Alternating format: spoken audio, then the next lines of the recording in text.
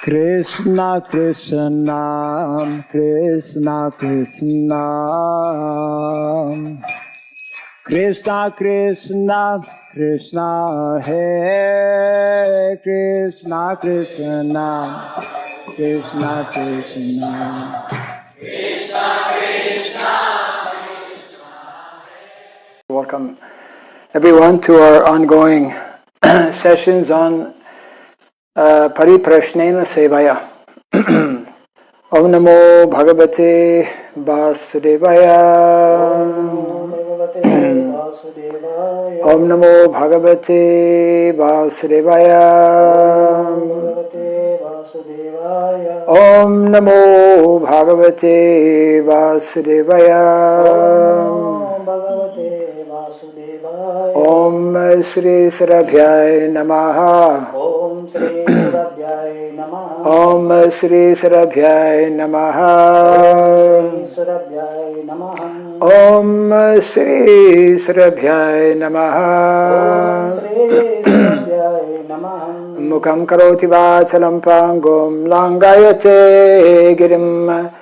Yat kripa tamaham bande Sri Gurum Dinataranam. Yat kripa tamaham bande Sri Gurum Dinataranam. Hare Krishna. Hare Krishna. We will now take a few minutes to read from our main book of reference, the book entitled Speaking About Varnashrama. I have mentioned this before. Every single temple, actually every family, at least every temple, if not every family, should have a copy of this particular book because it is 100% a compilation of Srila Prabhupada's very important instructions, very, I would say, revealing instructions on the subject matter of Varnashrama Dharma.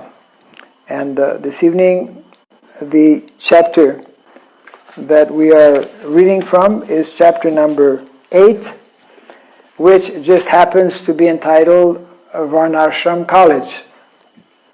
Yeah. Because in the last 1 week or so, a number of devotees have been discussing quite extensively on the subject matter of Varnashrama College. So this is taken from a morning walk in Vrindavan on March the 14th, 1974. Some of the themes covered in this section. Number one, Varnashrama College for the public in general, not only for devotees, it's for everyone. Second, Brahmanas should become expert in every kind of knowledge. Very interesting how Srila Prabhupada explains that Brahmana means one who can actually pick up any knowledge and be able to teach that knowledge. That is the unique quality of someone who is actually Brahmana. Because Brahmanas are the ones who are teaching. So they must, not that one Brahmana knows everything, but different Brahmanas will pick up different sciences, different kinds of knowledge, both spiritual as well as material knowledge, and teach to the general people, and especially to those who are taking up formal education in the Gurukul system. Another theme in this chapter, Vaishya training. What is Vaishya training? Cow protection, how to grow food. These two things. And then, business means selling surplus grain. Business does not mean, as Prabhupada would refer to today's modern business as rascal business, making all kinds of products that are not essential or necessary in society and selling simply for the purpose of profit. That is not business as we understand in the Vedic context and the Vedic sense. Then, no tuition for the Varnashram college. No tuition. In Vedic culture, education is free. And also, teachers are not salaried. And then two more themes. Vaishya students to grow food for the Brahmanas. And the last, Varna first, then Ashram. Prabhupada often made this statement. First is Varna. First, one needs to determine the Varna of a young boy. Not the Varna of a young girl, the Varna of a young boy. And the Varna of a young boy will determine whether he should take up formal education or non-formal education, and according to that type of education, he will take up some particular occupation or profession. So let's hear a little bit the exchange that Srila Prabhupada is having here in Vrindavan on March the 14th, 1974. Prabhupada begins technical knowledge. There was some previous discussion. Technical knowledge. Similarly, this is another college, a Varnashrama college.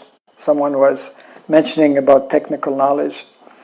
Then Satsvarup, for the public in general, Prabhupada answers, yes, anyone. Just like engineering, college is open for anyone. He must be ready to take up the training. Similarly, this Varnashrama college, he must be ready, the student must be ready to take up the training. Hridayananda. Would it be for a particular age group? Prabhupada answers, yes, any education from childhood. Education means from childhood. Komara asarata pragyog dharman bhagavatan iha. One who is sufficiently intelligent should use his human form of body from the very beginning of life. In other words, from the tender age of childhood to practice the activities of devotional service. We are getting so many sannyasis, they should teach. Teaching should be done by the sannyasis, just like in missionary school, the fathers teach. Then Hridayananda, to get more clarity, asks, how would it be different than Gurukula? Then Prabhupada answers, Gurukula is only for the small children, primary, and when the children are grown up, they should be sent to the Varnashram college, to the Varnashram school or college for further developed training. Hridayananda, they should be taught also, should there be teaching in some particular skill or Varna? Prabhupada said, no. Say for example, Hridayananda continues, say for example someone was a Kshatriya by inclination. Prabhupada answers, no. Inclination can be changed also. If one has got little, we should take advantage. We should take little advantage of the inclination. That is to be decided. That is not very difficult. Because people have been spoiled all over the world by being misguided by the so-called leaders, therefore Varnashram college is required. But Prabhupada, Hridayananda, further asking, I'm still not quite clear. In other words, we teach, for example, like Bhagavad Gita and Srimad Bhagavatam. Prabhupada, yes. Another question, how much would be expected of the students? Would they live with us or follow the four principles like that, or just come for classes? Prabhupada answers, yes, come to class you won't get, because nobody has got any taste for such thing. A boarding school, boarding college. Another question, should there be any material subject matters taught like in Gurukula? Prabhupada answers, yes, just like material subject matter, Kshatriya, or the Brahmanas, Kshatriyas, as they are described in the Bhagavad Gita. The Kshatriyas should be taught how to fight also. there will be military training. They will be trained how to kill. Oh, yes, and the Vaishyas should be trained how to give protection to the cows, how to till the fields and grow food, practical. Another devotee asked, not business also? The Vaishyas? Prabhupada answer is business. This rascal business. No, not modern business. Not business as we know. Then Prabhupada further clarifies, business means if we have got extra grain, or extra foodstuff, you can sell where there is necessity. There want. That is business. We're not going to open mills and factories. No, we are not going to do that. That is Shudra business. The real business is that you produce enough food, grains, as much as possible, and you eat and distribute. That's all. That is business. He does not require any so high technical education. Anyone can till the ground and grow food. Is it difficult? This is a business. And the last paragraph in this exchange, actually it continues, but in this particular response by Srila Prabhupada, the first thing is that everyone, man and animal, especially the cows, they must be properly fed to become very stout and strong. Cows will supply milk and man will work hard. See the Prabhupada's statement here. And man will work hard. In the Bhagavatam, Srila Prabhupada also explains how the residents of Vrindavan, they were working hard. They were sweating by working hard. The ladies, when they were churning the butter, when they were doing house duties, they were working hard. The men were also working hard. He must work hard, any capacity, work as a teacher or work as a kshatriya, work as a plowman, or work as general assistant. He must work. Everyone should be employed, and his employment will be provided from any of these groups according to his capacity, either as a brahmana, kshatriya, vaishya, or shudra. And just skipping a little bit ahead here, at one point, Satsvarup Maharaj is asking, Srila Prabhupada, is this school for women also, or just for men? Prabhupada, for men. Women should automatically learn how to cook, how to cleanse home. Satsvarup. So they don't attend Varnashram college? Prabhupada, no. Varnashram college especially meant for the Brahmana, Kshatriya, and Vaishya. Those who are not fit for education, they are Shudras. That's all. Or those who are reluctant to take education, they should assist the higher class. And like this, the topic about whether Sanskrit is absolutely necessary, Srila Prabhupada explains it is not absolutely necessary. If one can learn Sanskrit, that is good. However, what is most important and necessary is to learn the philosophy, to be nicely engaged in devotional activities. So this ends our reading from speaking about Varnasrama, and now going directly to some questions. This is question number 34, sent by Radhaduti Devidasi from Pune. Thank you very much for tolerating and answering my questions. Are spiritual dreams significant? Dreams. If one dreams of Srila Prabhupada or the spiritual master, giving them small instructions or just giving darshan, does that signify something? Or is it just a manifestation of the subconscious mind? Good question. Srila Prabhupada revealed how when he was still in India, as a vanaprastha, he had left home and was totally absorbed in trying to fulfill the mission of his spiritual master, Srila Bhaktisiddhanta Saraswati Thakur, that his spiritual master came to him in dream, I believe twice, urging him, requesting him to actually take to the renounced order of life. So dreams, spiritual dreams, are a reality.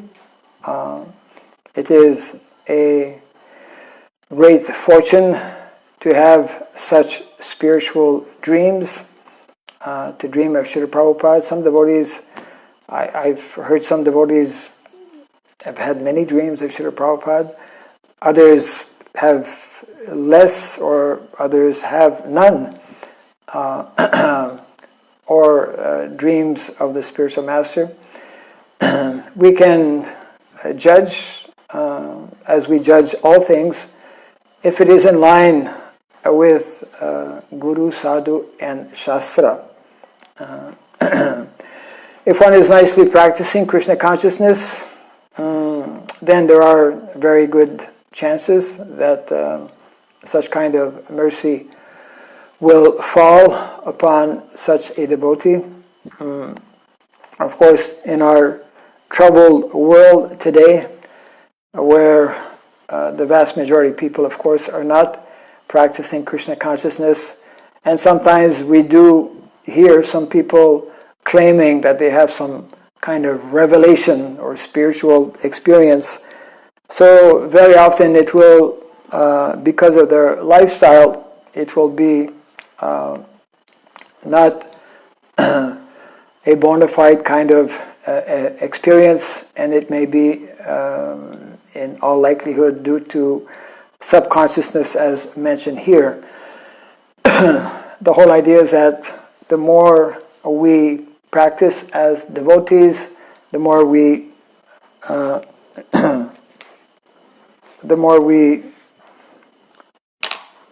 become strong in our sadhana. Unknowingly or inconceivably, the purification actually takes place. And Srila Prabhupada explains that when one is at that higher level of purification, then one will be able to remember Krishna 24 hours a day. That means during one's wake period and during one's unconscious or sleeping period. So it's a question of purification, and Krishna, to encourage his devotees, will sometimes reveal himself or allow devotees to have some kind of experience. And of course, many such experiences are naturally very personal and intimate, in that we don't go around divulging to everyone. If it does happen for devotees who are nicely engaged in devotional service, then we can take that as a special mercy of Krishna to encourage us to further advance in our practice of spiritual life. So we will go to our next question here, which is question number 35 from Bhuvaneshwar, from a devotee called or named Dasu Vishwanath.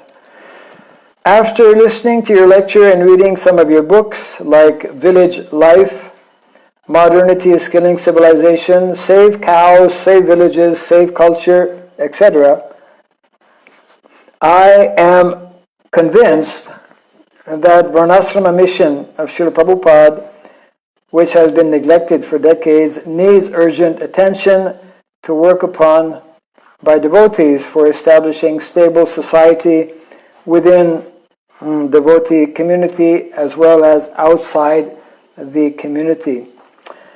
As a householder currently working in a software company, which is the case for many of our devotees, So the question is, how best can I serve this mission to please you and Srila Prabhupada? Please, can you explain short-term and long-term approach to dedicate my life for this mission?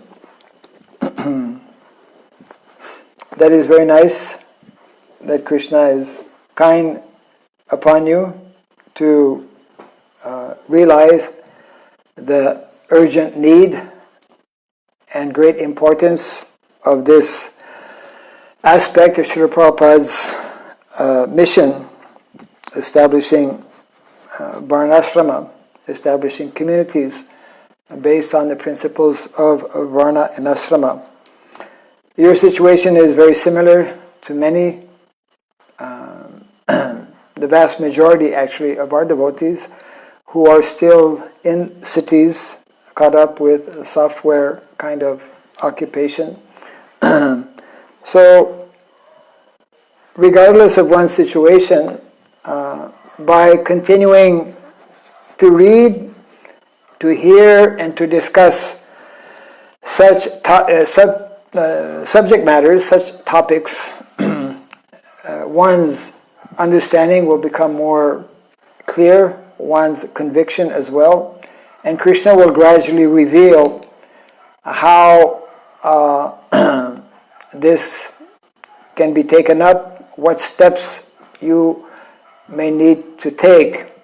So I would say this is the beginning and short term, associating with individuals, with devotees who are like-minded, who have some understanding and some attraction to this aspect of Srila Prabhupada's mission,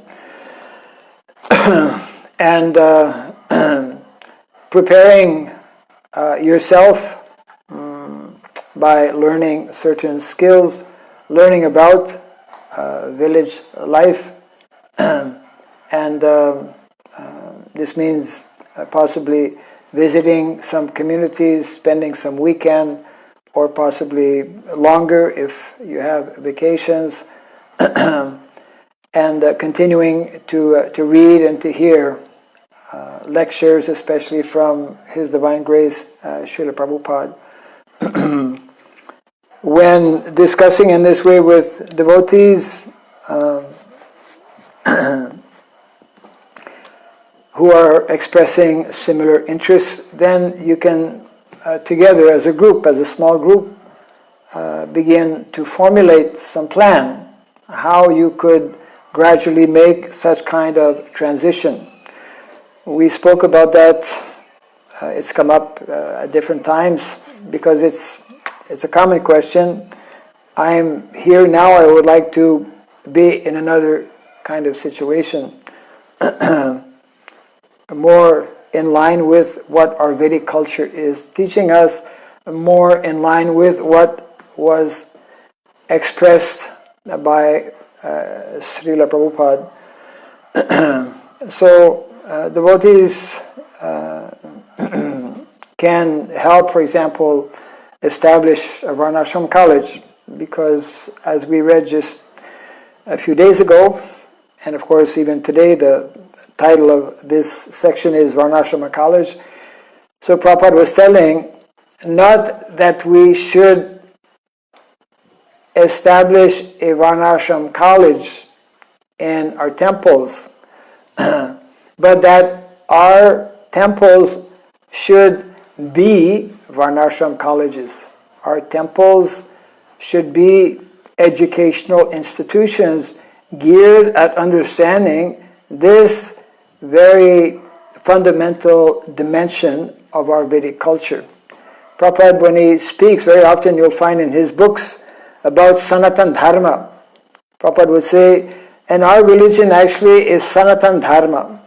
And Sanatan Dharma means Varnashrama Dharma, Daiva Varnashrama. And Prabhupada translates Daiva Varnashrama as divine culture. This is the divine culture where all activities are performed for the pleasure of Krishna. So, interacting, being in contact with devotees, we will soon be introducing courses related to Varnashram online. Devotees can be on the lookout for such information coming up actually very soon. And there are different ways, either as a student or as a teacher. We're looking for both right now, for students and teachers, to learn about different aspects of the Varnashrama culture. So I'm very pleased to see that by reading books that explain more in detail these concepts and principles of Varnashrama, that you are becoming more and more convinced. Simply associate with devotees. We have our ministry here in India, where we have various literatures, various activities, seminars taking place at different times, and in this way you can be more acquainted with what is taking place, and you can prepare yourself along with other devotees whom you may know in your area to begin now in different ways to be more acquainted with the whole concept, and to gradually prepare yourself to make this kind of transition. Okay.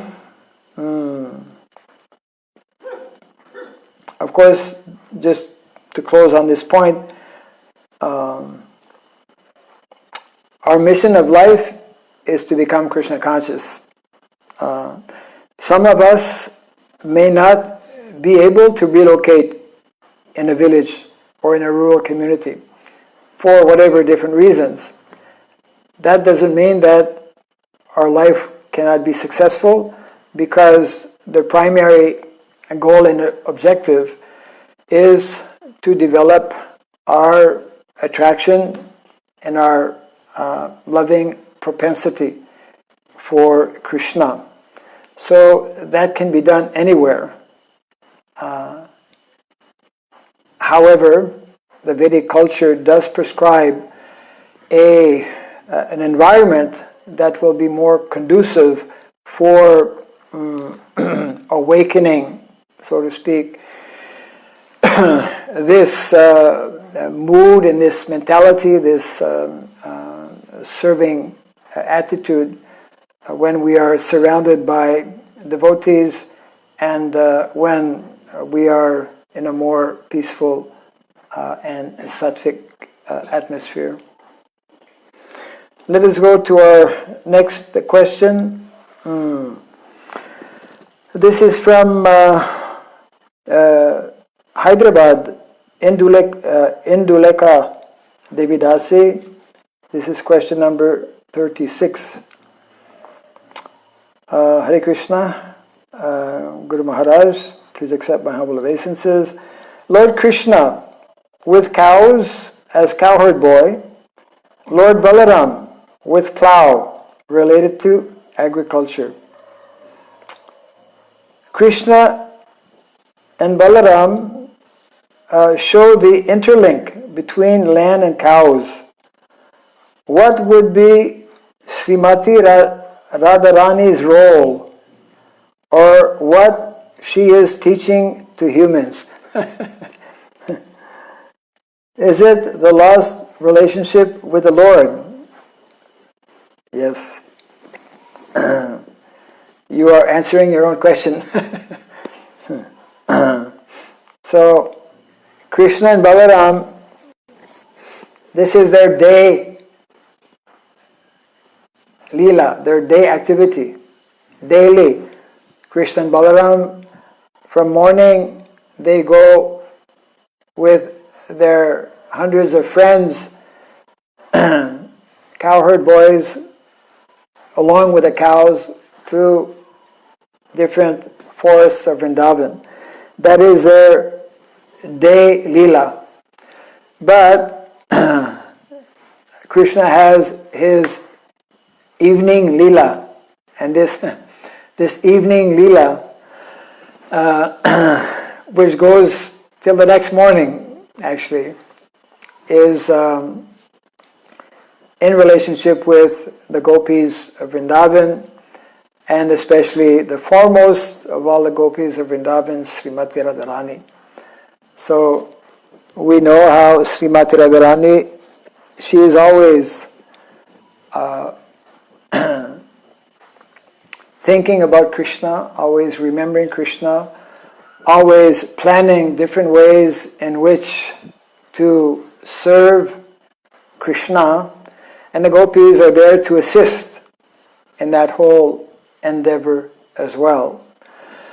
And sometimes there are pastimes even during the day between Krishna and some of the gopis, as narrated in some of our Vaishnav literatures, because the gopis during the day, when the cowherd boys are out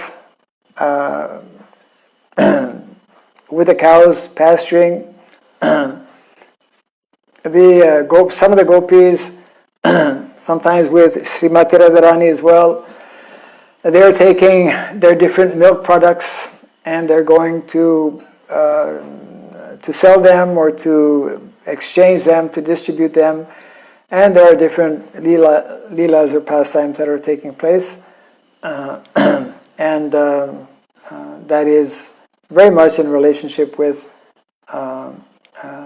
developing our awakening, our forgotten relationship with Krishna.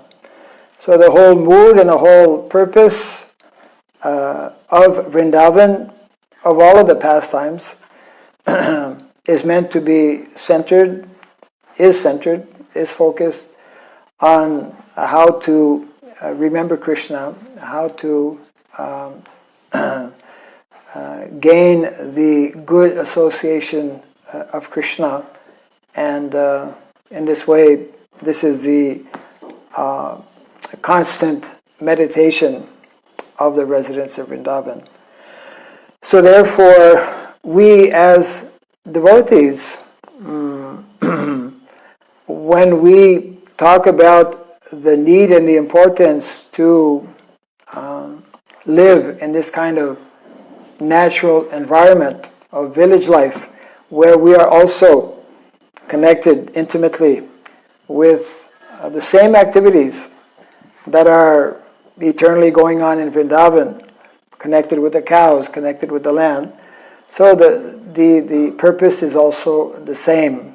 The purpose is to, as Prabhupada would say, when we simplify our lifestyle, when we are no longer so much forced or obsessed by material matters or material situations, when we learn to be satisfied with the basic needs or necessities of life, then we more easily will be able to find more time to think about Krishna, to speak about Krishna, to hear about Krishna, and in this way to gradually awaken more and more our attraction to Krishna, our attachment to Krishna.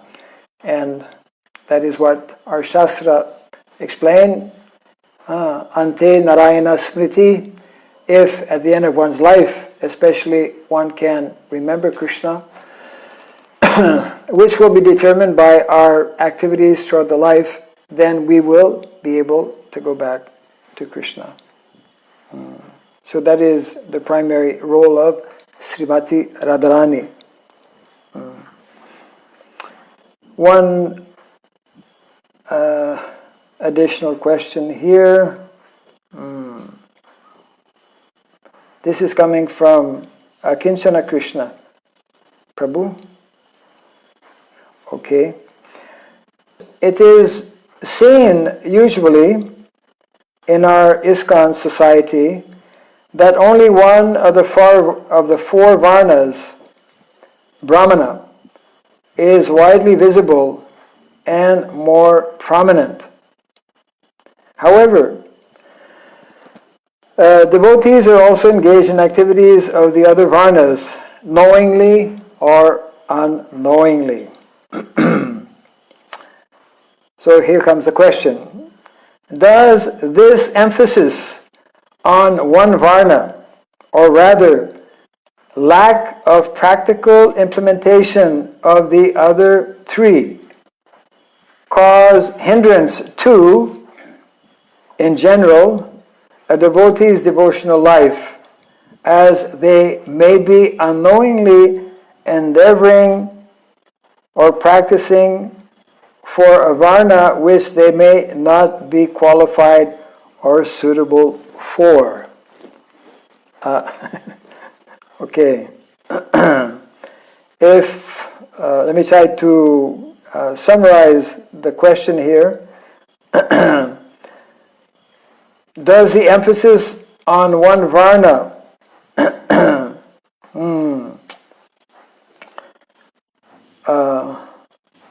mean that possibly unknowingly one is practicing something that he may not be qualified for?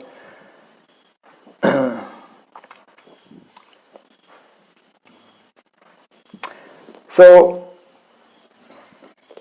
it is true that within our ISKCON society, so far, the only varna for which one is officially designated is a Brahmana varna. We have not yet established a system to identify and anoint someone as a Kshatriya. That day will come. We're not ready for that. We also have not yet come to the point of selecting someone to be recognized as a bona fide Vaishya. That day will also come. That day has to come. It is not that the other varnas are not existing within our ISKCON society, because in every temple someone is managing. So there are people who are taking up the Kshatriya varna to some extent, because they are performing activities that are meant to be performed by Kshatriya. And the Vaishya dimension is also taken up, and possibly in a slightly different way in our city temples, in that Vaishya, as we read a little earlier, Vaishya means three things. Vaishya means producing food. In our cities, very few of our temple devotees produce food, practically none. Second activity for Vaishya is to care for cows, and in our cities, practically no devotee looks after cows. In some of our city temples in India, like in Baroda, for example, ISKCON Baroda, and ISKCON in Surat, I believe, Ahmedabad, they have their own community, or they have their own land, actually, outside of Ahmedabad. But there are some city temples that have cows, but very few devotees are engaged in those activities. That's the second. Agriculture, cow care, or cow protection. Third is, we were reading, trade or business, but Prabhupada clarified. Trade means if we have excess of grains, if we have excess of milk or milk products, which is not the case in the city.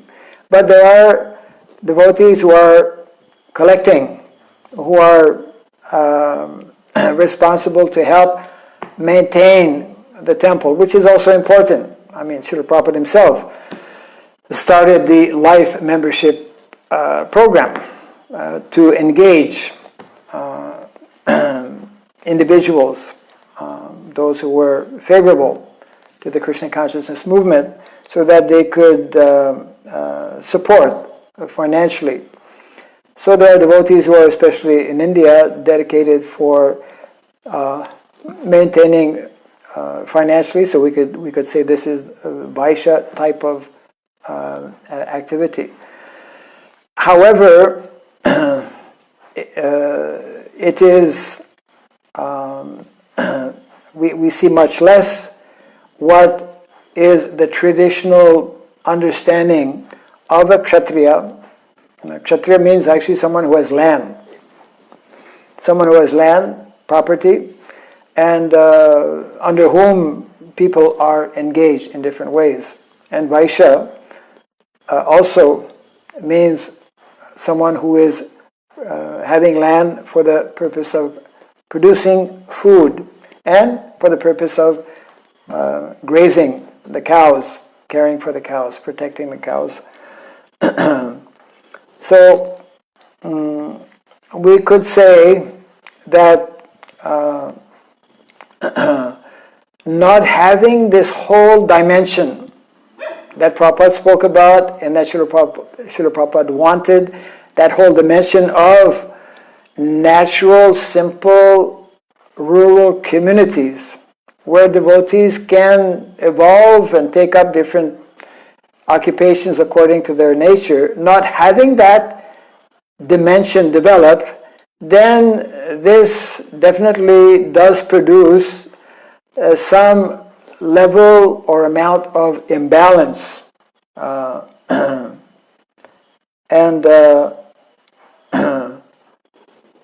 it is not so ideal remaining or continuing to live in what Srila Prabhupada termed as a very artificial environment of modern day city life. Majority of our devotees, as we all know very well, are caught up in non-traditional occupations. And so, yes, that is an additional reason why it is important to develop. It's not just a question of developing farm communities. Farm communities, we should understand, are meant to be a stepping stone towards establishing full-fledged villages, because villages are the norm. Villages are the norm in a Vedic culture. And our Shastra, our Acharyas, give us detailed information as to how a village is meant to be set up and organized, what are the different activities, etc., like that. The more we will be able to develop, and that remains a very major challenge for all of us, but the more quickly we can develop this whole dimension, this will bring immense relief to many of our devotees who are in the cities and caught up in unnatural occupations, definitely. So that's an additional reason why we invite devotees to actually be more involved with these activities so that there can be a more clear understanding and more individuals can actually be involved to help make this kind of needed transition happen. And once again, these courses that we will soon be launching, online courses on Varnasrama, especially since so many of our devotees, not only here in India but all over the world, due to shutdown, are forced to be at home, so they have more time, and therefore we make this humble plea and request to very soon, or even right now, start reading up on this subject matter, and within a week's time, this is how short we are projecting, within a week's time we will have more clear information that we will be sharing with devotees through different media, how you can be involved. The whole idea of online courses is not simply to remain on this level of what they call long-distance education. Our goal is to actually prepare as many individuals, to give the opportunity to as many individuals as possible to actually make this kind of transition by learning various skills, by becoming more clear and more convinced about this more simple and natural lifestyle, which is the Vedic norm, agrarian lifestyle, cow-based culture, cow-based economy. We read about these things, but we don't actually know or understand. So this whole upcoming effort that will involve devotees from different countries as well is to facilitate devotees primarily in our cities who have this kind of concern and who would like to know more about how we can actually realize this request as given by our founder Acharya, so that more easily all of us can advance in Krishna consciousness. So before we close this evening, once again, thank you very much to Rasamandal Prabhu, who's continuing to send these questions. Thank you, those who are taking the time to formulate these questions and sending them in. We hope to continue these sessions by Krishna's mercy. And as we mentioned at the beginning of our session, within approximately half an hour or so, specifically at 9 o'clock, we invite devotees to light a lamp, preferably a ghee lamp. If you don't have ghee, and most devotees don't have ghee, most people don't have ghee, sesame oil will do ideally. If not, somehow try to find something that will also be useful. Main thing is to be chanting the holy names. It's a wonderful opportunity for devotees all over India, and especially because it's a kind of an Indian thing, so to speak. All of us together, it will be very much joining this mood and this spirit, both of the Japathon and also the Harinam Sankirtan. So by these prayers, we can purify our surrounding and please Lord Krishna. We also request devotees to continue being cautious during these difficult times of this global epidemic, which is still very much ongoing. So let us together remain strong and firm, determined in our practice of Krishna consciousness. Let us be ideal follow the good instructions given by our immediate authorities and by government authorities wherever we may be in whatever country, and take this opportunity to bring this understanding of Krishna consciousness to as many people as possible. Let us all together repeat the Hare Krishna Mahamantra, and in this way close our session today. Hare Krishna, Krishna Krishna, Hare Hare, Hare Rama, Rama Rama, Hare Hare, Hare Krishna, Krishna Krishna, Hare Hare, Hare Rama, Rama Rama, Hare Hare, Hare Krishna, Krishna Krishna, Hare Hare, Hare Rama, Rama Rama, Hare Hare. Jai Srila Prabhupada ki, Jai Samasta Gaur Bhakta Vrinda ki, Gaur Pimanande, Hare Krishna. His Holiness Bhakti Raghav Swami Maharaj ki.